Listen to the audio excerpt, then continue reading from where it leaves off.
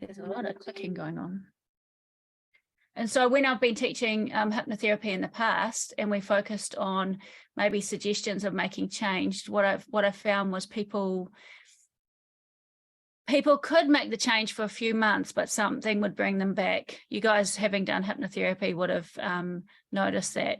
Like if we made suggestions, for people losing weight, things like that, if we just solely worked on weight loss and changing food and exercise, it could work for a couple of weeks, but people tended to come back.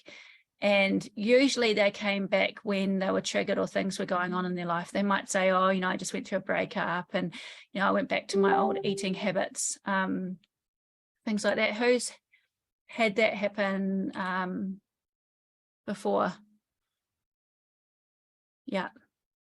Yeah. So with me teaching hypnosis and hypnotherapy now, I found what was so important, the reason why it's trauma informed now is we really focus on what's going on underneath, what's causing the person to do the behaviors they're doing.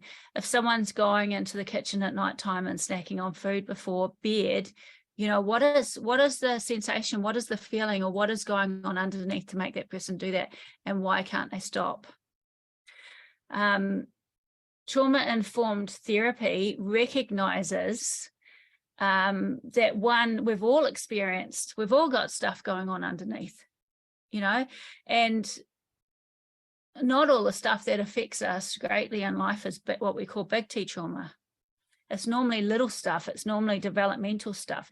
It can go back to waking up in, a bedroom at 1.5, and the room is really dark and no one's there, and the person, that child for the first time gets, whoa, I'm alone, and that moment, gets stuck in our mind of being alone, and that sensation grows through our life.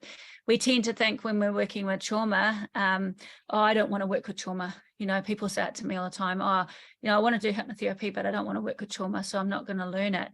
It's, we work with it every day, and we live out our stories every day. Every time we walk into a room and we have a sensation come up in our body for no reason why, our brain has noticed something in that room.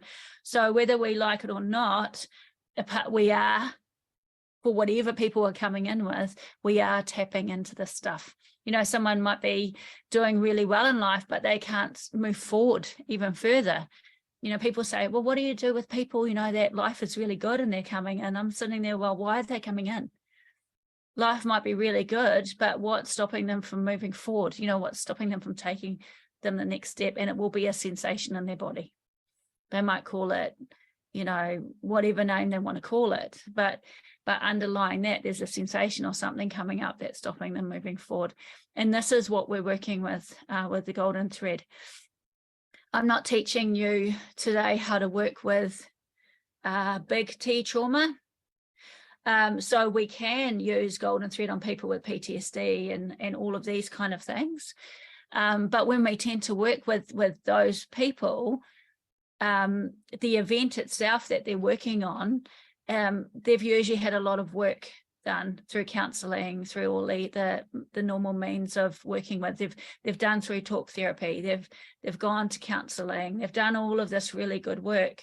And yeah, that work does affect what we call explicit memories that we have access to. We can use our frontal lobe, we can use cognitive therapies to process and work through those things. But by the time they come to us, it's not necessarily that anymore. It's I've done all this really good work, but I still have this sensation that comes up in my body when I think about that. And what we know now is that that sensation is actually tied up to things well before, but the event that happened now has just triggered it and made it worse. So once again, if someone does come to me for anxiety, depression, PTSD, things like that, I don't work on the event that they believe, caused these feelings. I work solely with what's going up in the body. And like I said, it's never the big event that they're coming in for. It's always smaller things. So for us being trauma informed, if you put next to your name, I'm a trauma informed hypnotherapist after doing this, it just really means you understand that underlying what people are bringing into the room, there's stuff that needs to be shifted.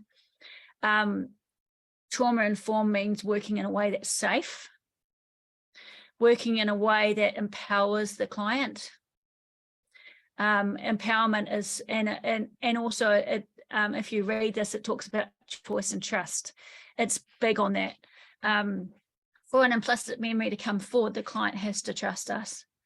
They're not going to bring those feelings into the room with us. So we do, even though you'll find that this technique is quite quick and quite direct, we need to do it quickly to work with these memories. When a person starts talking to us, the trust is there. When we talk about choice, when we work in this way and we start to shift feelings, we actually give people their choice back. So if someone's walking into the kitchen and they are eating, say, biscuits, and they don't want to be, in that moment, the personality that's eating the biscuits, the person now doesn't have a choice. They're going through a response that they need to move a sensation out of their body. So by us moving their sensations out of the body, we're giving them their choice back, if that makes sense. Empowerment, we learn 2 ways in GT. I teach you a way that I'm calling it rapid now and not symbols, because people, when you're working with people that have done a lot of training, when I call it symbols, it can be a bit more difficult to work with them because they start to analyze what we're doing, whereas what we're doing is something fast and something different. So you might hear me call it rapid technique instead of symbols, just so that, but that technique, we actually teach it to our clients so they can do it themselves at home. We don't want to do something with our clients where only we can do it for them and they can't repeat it. So the golden thread, when we take them back to the moment the memory got stuck, yes, you can't do that at home and you can't do that yourself. And people think they can, but even ourselves, if we bring up a feeling and go back to the moment that feeling got stuck, we're not working with implicit memories. We're working with memories we have access to. The part of our brain, I'll talk about it later, that the implicit memories are in, doesn't work with the part of our brain that actually has the ability to look at what we're doing and analyze it. So if we're doing a process where we're looking at what we're doing and we're directing ourselves in it, we're working with a different kind of memory. And I mean, it's excellent to work on those memories too. It's just a different technique. We're getting more into hypnotherapy and healing. But the rapid or the symbols technique, we're going to teach our clients to do that anytime they notice that they're triggered. And so that way they can go out there and actually start switching off these personalities that are playing up, switching off these feelings themselves. So for me, it is all about empowerment. What else does it say here? So the golden, so it talks about we understand the choices we make and our behaviors can be due to past experiences and a way of coping. So when someone does ask you, well, what does trauma-informed hypnotherapy mean? This is what it means. So it's just working in a way where we will work on why the body's doing what it's doing and not just shifting symptoms. So